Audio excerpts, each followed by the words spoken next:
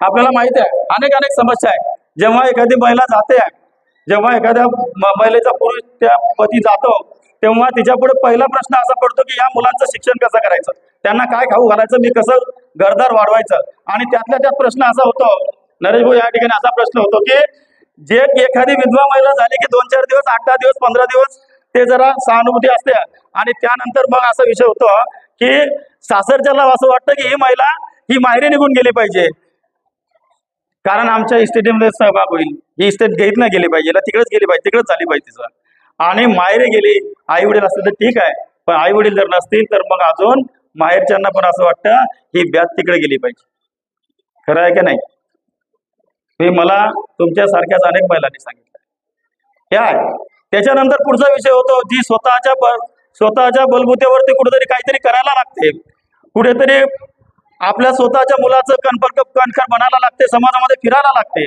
आणि जेव्हा समाजामध्ये फिरायला लागते तेव्हा अनेक टवाळखोर नजरा तिला सतावत असतात, अनेक लोक तिला त्रास देत असतात. आणि एखाद्या चांगल्या व्यक्तीला मदत करण्याचं ठरवलं जरी समजा, तरी ती जर चांगल्या भावनेनं जर कोणाला बोलत असेल, एखादा व्यक्ती चांगल्या मनानं जर कोणाला बोलत असेल, तरीही त्यांच्याकडे दूषण लावलं जातं, त्यांना वाईट नजरेनं बघितलं जातं. ही निश्चितपणे आज वस्तुस्थिती आजही आपल्या महाराष्ट्रामध्ये, आपल्या खेड्यापाड्यामध्ये निश्चितपणे आहे, आणि ती बदलली पाहिजे. तिच्यात बदल झाला पाहिजे. आपण हे सोडलं पाहिजे.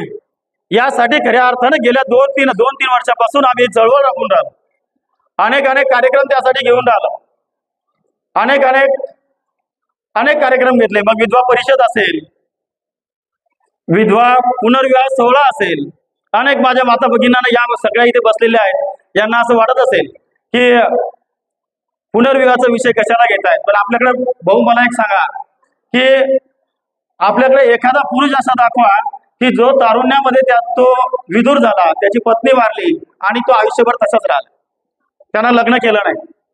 म्हणजे त्यानं लग्न केलेलं चालतं, आणि माझी भगिनी 18 वर्षाची असेल, 19 वर्षाची असेल, 20 वर्षाची असेल, ती 20-21 वर्षाची जरी असली तरी तिनं मात्र तिला जर एक लेकरू असलं तर आपण सगळं समाज त्याला चांगल्या पद्धतीने म्हणतो की हिचा आता संसार झाला, हिला काय करायचं लग्न. अरे असं कसं? तुम्हाला पुरुषाला चालते 2-2, 3-3 वेळेस लग्न करायला, आणि आमच्या महिलांचं का नाही? तिनं का करू नाही? तिनं का तिचे मुलं का समाधान स्वीकारू नाही? का असं म्हणू नाही की आम्ही तुमच्या मुलासकट तुम्ही आमच्या घरी या आणि त्या ठिकाणी करू, असं का म्हणू नाही?